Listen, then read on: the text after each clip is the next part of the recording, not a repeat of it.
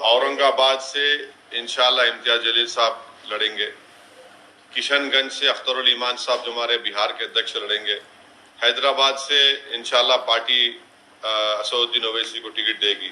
इससे हटकर भी बिहार, यूपी, महाराष्ट्र में हमारे वहां के पार्टी प्रेसिडेंट डिसाइड कर रहे हैं, आपको बता देंगे। 11 सीट की बात है बिहार में, उसका क्या 11 सीट की मांग की है बिहार यूनिट ने आपसे। हाँ, वो लोग डिस्कस कर रहे, मैं उन पे छोड़ा हूँ, बताएंगे आप। सिकंदराबाद से आपकी पार्टी लड़ रही है, वही बताएंगे आपको, देखेंगे। दोस्तों कुछ बहुत ही अहम अपडेट एएमएम से रिलेटेड जो लोकसभा चुनाव के लिए है वो मैं लेकर आपके सामने हाजिर हुआ हूं। सबसे पहली बात तो ये है कि लोकसभा का चुनाव का जो ऐलान है वो हो चुका है। 7 फेजेज़ में चुनाव होना है और उन 7 फेजेज़ में से जो सबसे पहले जहां पर एएमएम के उम्मीदवार पर वोट होगा वो है बिहार का सीमांचल इलाका। सीमांचल के अंदर जो है 4 लोकसभा सीट है और उन्हीं चारों पर सबसे पहले यानी 26 अप्रैल को चुनाव होगा। यानी कि अख्तरुल ईमान के ऊपर अगर या उनके जो एमआईएम के जो कैंडिडेट हैं उनके ऊपर चुनाव होगा तो वो 26 अप्रैल को होगा। और अगर बात करें हम असदुद्दीन ओवैसी के ऊपर चुनाव का, या हम बात करें कि तेलंगाना के या हैदराबाद के चुनाव का, तो वहाँ पर जो है 13 मई को चुनाव होना है। लेकिन ये तो हुआ एक अहम अपडेट। और फाइनल जो है 7 फेजेज़ में चुनाव होगा और 4 जून को जो है वो फाइनल रिजल्ट आ जाएंगे, ये पता चल जाएगा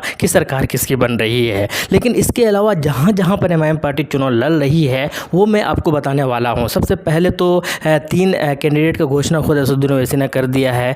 सबसे पहले खुद बैरिस्टर असदुद्दीन ओवैसी जो हैदराबाद लोकसभा से चुनाव लड़ेंगे। उसके बाद अख्तरुल ईमान जो किशनगंज लोकसभा से चुनाव लड़ेंगे। इसके बाद तीसरा जो औरंगाबाद लोकसभा से इम्तियाज जलील साहब चुनाव लड़ेंगे। ये तो हुआ ऑफिशियली। इसके अलावा जो जगह पर है या जो राज्य है, जैसे कि बिहार के अंदर बिहार के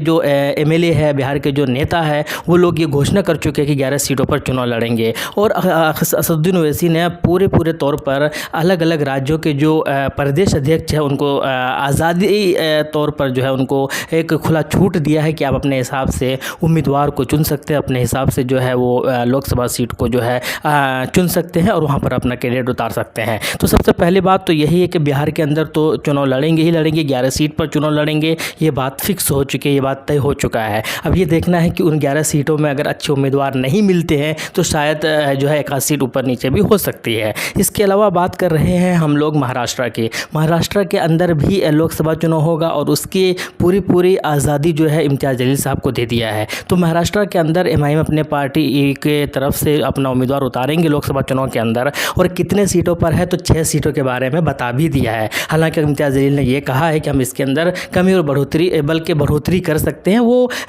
बाकी लोग जब अपना उम्मीदवार और कैंडिडेट उतार देंगे उसके बाद हम अपना पत्ता खोलेंगे। ये बात जो है वहाँ के जो दूसरे एमपी इम्तियाज जलील साहब उन्होंने कहा है। तो कुल मिलाकर बिहार से 11 और महाराष्ट्र से 6 अभी तक ये फाइनल हुआ है। इसके अलावा अगर उत्तर प्रदेश की अगर बात की जाए तो उत्तर प्रदेश के अंदर एमआईएम अपना उम्मीदवार उतारेगी। ये बात इसकी पुष्टि खुद असदुद्दीन ओवैसी ने कहा है। और इसके अलावा वहाँ पर कई सारी सीटों पर तैयारी भी हो चुकी है। अब वो कौन से सीटें होंगी, कितनी सीटें होंगी, ये तो अभी पता नहीं है, लेकिन आने वाले वक्त में इस चीज़ का भी पुष्टि हो जाएगी।